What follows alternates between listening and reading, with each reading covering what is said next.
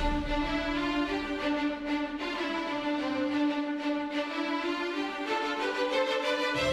what's going on, guys? It's Mano 777, and we are back inside of Destiny for your weekly reset video of Tuesday, January 19th, 2016. Let's take a look at the Nightfall and all the other things you can do in the universe of Destiny this week. So first of all, we have the weekly Nightfall strike.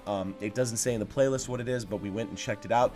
The weekly Nightfall for this week is the Fallen Saber strike. The modifiers are small arms, where primary weapon damage is favored, grounded, where players take more damage in the air, chaff, which means that radar is disabled, and trickled, where players' abilities and supers take a longer time to regenerate. So the biggest problem that a lot of people have with this Nightfall strike is the opening. It's actually where you have to hold the point where the war stat is. There used to be a glitch on how to get to that, but really there's really no way to do that other than just make sure you bring a Titan, make sure you bring a Hunter with invisibility in case if you need to get some revives. You can also have one player basically go back by the Hive ship and take out guys there, so you are safe, but people are still holding the point. So that's the biggest thing, guys. Definitely bring a Titan with armor, blessing of light, and I think you will get that knocked out really well. In addition, the weekly Nightfall strike, apparently there was a disproportionate amount of basically like people getting like ghost shells. Apparently that was a thing on Reddit. So if you get ghost shells or something during the Nightfall, because we all know that the rewards are a little bit rough for the Nightfall right now, let me know in the comment section below, because I want to see if we can track this, because that's a little bit crazy, especially when it was the Darkblade strike. We would think that more people would be getting different things, but again, that is the Nightfall for this week.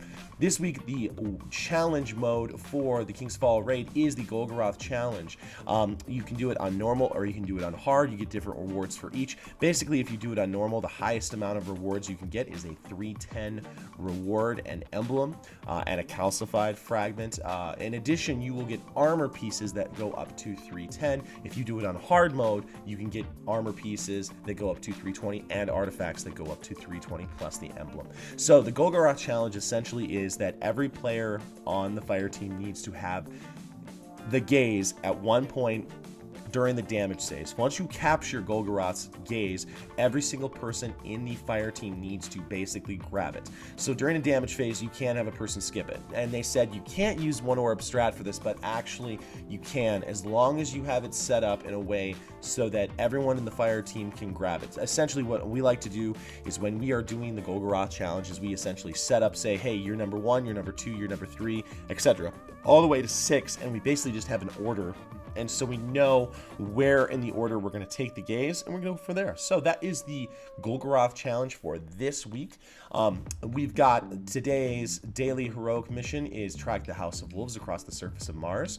We have Clash for the daily competitive multiplayer in the Crucible, and this week we have Zone Control. It would be interesting to see if maybe Bungie drops a surprise Iron Banner on us this week. It is a little bit close still to the former Iron Banner, but we'll have to see. Sometimes when it's zone control here for the weekly, sometimes Iron Banner will drop later on that day. So we'll just have to see, guys, if we do an Iron Banner. If we have an Iron Banner event, we'll make sure that we get you covered with the items that are in Lord Shax's inventory. I went to the tower just to check and see if there was a new event going on. There is not this week, but we will definitely be tracking and make sure that if the Dawning event happens, which most of us think is going to be something that happens in the next couple of weeks, especially because we've been looking at different items in the inventory and the database, we will be the first ones to let you know. Finally, in the Court of Oryx here in the Dreadnought, we have Kagor, where you need to kill the servile ogre before you can do damage to the wizard in the Court of Oryx. That is the tier 3 boss for this week, guys. So that is your weekly reset video for Tuesday, January 19th, 2016. If you like something in this video, hit that subscribe button, hit that like button. Helps me out a ton, and it also helps me know that the content I'm bringing to you is relevant and something that you enjoy watching.